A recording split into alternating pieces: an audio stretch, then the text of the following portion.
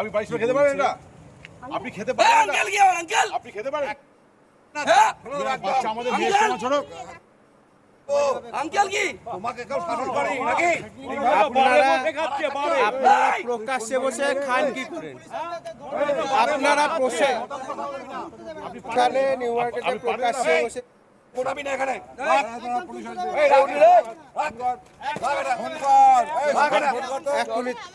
রাখা দান। আপনি পারেন এটা? আপনি পারেন এটা? আপনি পারেন এটা? এখানে বসে খাবেন কেন? আপনি পারেন এটা? বাড়ি কোথায়? না না কত বড় আমাকে বলছে ফাঁসিয়ে দেবো পুলিশ কেসে। আপনি পারেন এটা? আপনি বলেছো ভিডিও করা যায়। তুই বলেছিস কোন কি চল পুলিশকে ডাক। এই মাত্র তুই বলেছিস, পুলিশকে ডাক আগে। এই মাত্র বলেছিস, আমরা চুপ করে দাঁড়িয়ে ছিলাম আমরা। আপনারা কোন পার্টি, বিজেপি না তৃণমূল? কোন পার্টি দরকার নেই। কি পার্টি? পার্টি আবার কিসের এখানে? কোন পার্টি নাই এখানে। পার্টি কিসের এখানে? আপনারা এখানে পার্টির কথা না, এখানে হচ্ছে আপনারা প্রকাশ্যে বসে খাবেন কেন? প্রকাশ্যে সে যেই বলুক না কেন, আপনারা এখানে খাবেন কেন? এটা ঠিক করেছেন? সে যেই বলুক না কেন। খিস্তি মারলি কেন? তোর বাড়ির নাম্বার বল। হ্যাঁ খিস্তি মারলি কেন বল। তুই ও দুজেই বাড়ু মারলি কেন? আপনার বাড়ি কোথায়? বাড়ি কোথায়? বাড়ির নাম্বার দে। না, আমি তো বলি বাড়ির নাম্বার কথা বল। তোর বাড়ির নাম্বার দে। আপনার বাড়ি কোথায়? সেটা তো সব ছেড়ে এই হাত দেখাবি না। অন্যায় করে হাত দেখাবি না। ছেড়ে ছেড়ে কোথায়? ছেলে কোথায়? আপনার বাড়ি কোথায়? আমি করি আমরা। প্রকাশ্যে আপনি খাবেন কেন? আমি করি আমরা। আপনি খাবেন? খাবেন কেন? আমাদের একটা মিনিট দাঁড়াও, হ্যাঁ কি বলুন? একটা মিনিট দাঁড়াও। আপনি ঠিক করেছেন না ভুল করেছেন সেটা বলুন। কথা বলতে পারে। নমস্কার বন্ধুরা, আমার নাম ধ্রুবজ্যোতি সরকার। মদ খাওয়া হচ্ছে, তাও প্রকাশ্যে। অভিযোগ এমনটাই। ঘটনাটি ঘটেছে উত্তর 24 পরগনার অশোকনগর জনকল্যাণ সভা চাটাল ময়দানে। সূত্রের খবর, প্রকাশ্যে বসে দুই মহিলা সেখানে মদ্যপান করছিলেন। এলাকাবাসী প্রতিবাদ করলে তাদেরকে অশালীন ভাষায় কথা বলা হয় বলে অভিযোগ। শুনুন কি বলছেন স্থানীয় বাসিন্দারা। নিউ মার্কেট, আমাদের অশোকনগর 3 নম্বর নিউ মার্কেটে আমরা আমাদের সকলেই বসে থাকেন। দুটি মেয়ে ওখানে বসে প্রকাশ্যে মদ্যপান করছিলেন, একদম বসে পেপার পেতে বসে খাচ্ছিলেন। তা আমাদের পাড়ার বাচ্চারা প্রথমে ওখানে আড্ডা মারে, তারা ওদেরকে গিয়ে বলে যে দিদিরা এখানে তো প্রকাশ্যে আপনারা এরকম খাচ্ছেন কেন? তো ওদের সাথে অকথ্য গালিগালাজ করে।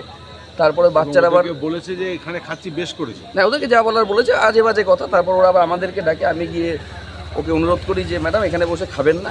তো আমাকেও পুলিশ দেখায়, পুলিশ ডাকুন, থানা ডাকুন, কোর্ট ডাকুন, আমি এখানেই খাবো, আপনারা কিছু করতে পারবেন না, পারলে গায়ে হাত দিন, আপনার নামে ইফটিজিং কেস দিয়ে দেবো, আপনার নামে অন্য মানহানির মামলা করবো, নানান কথাবার্তা। তারপর আমাদের আরও যারা সিনিয়র আছে তাদেরকে আমরা ডাকি। তো সারা পাড়াও যখন আসে, সবার সামনে দাঁড়িয়ে ওরা সেই সমস্ত নানান রকম অঙ্গভঙ্গি এবং একদম নেশাগ্রস্ত হয়ে রয়েছে, আজে বাজে কথা বলছে আমার বাবা পুলিশের চাকরি করে, সাব ইন্সপেক্টর, এসব বলছেন। মানে সে যারা আছেন সারা পাড়ার লোক মানে আতঙ্কিত অবস্থা। মানে দুজন মহিলা যেহেতু না পারছে কেউ হাত ধরে সরিয়ে দিতে, না পারছে কেউ দুটো খারাপ কথা বলতে। তারপর আমরা প্রশাসনকে ফোন করি, মাননীয় চিন্তামণি নস্কর মহাশয় তৎক্ষণাৎ পুলিশ ফোর্স পাঠান। তারপর পুলিশ যারা গেছেন তাদের সাথেও অত্যন্ত দুর্ব্যবহার করেন এবং তারপর তারা ওনাকে নিয়ে থানায় আসে। কি চাচ্ছেন এখন? দেখুন আমরা চাইছি বলতে শাস্তি চাই। শাস্তি চাই, এরকম ঘটনা যেন হেন্সফোর্ড না ঘটে, এটা যেন পুলিশ দেখে, এটাই আমাদের বলবো। ভাবছি বলতে এটা তো আমাদের কল্পনার বাইরে, এটা তো ভাবাটা মানে খুব মানে আশ্চর্যকর ব্যাপার। কিন্তু এখন এটা হচ্ছে, যেখানে সেখানে দাঁড়িয়ে মহিলারা সিগারেট খাচ্ছে, ড্রিঙ্ক করছে, এবং সেখানে প্রশাসন আসলেই তারা নয় কেউ সংযত হচ্ছে, ভয় পাচ্ছে, এবং সেটা নর্মাল যে কেউ সংযত হয়ে গেল, ভয় পেয়ে গেল।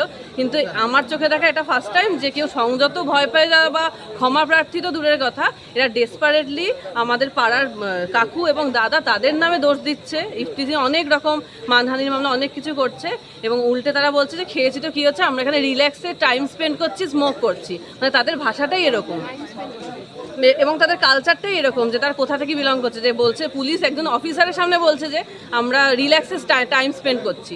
তো এদের এরকম একটা কালচার, সেখানে আমাদের পাড়ার লোকজন, মহিলা, বাচ্চা, এদের মধ্যে তো একটা খারাপ প্রভাব পড়তে চলেছে না। তো বন্ধুরা, ভিডিওটি ভালো লাগলে দয়া করে লাইক শেয়ার করে দেবেন, আমাদের পেজটা ফলো করে নেবেন, আর আপনার মতামত কমেন্ট করে অবশ্যই জানান।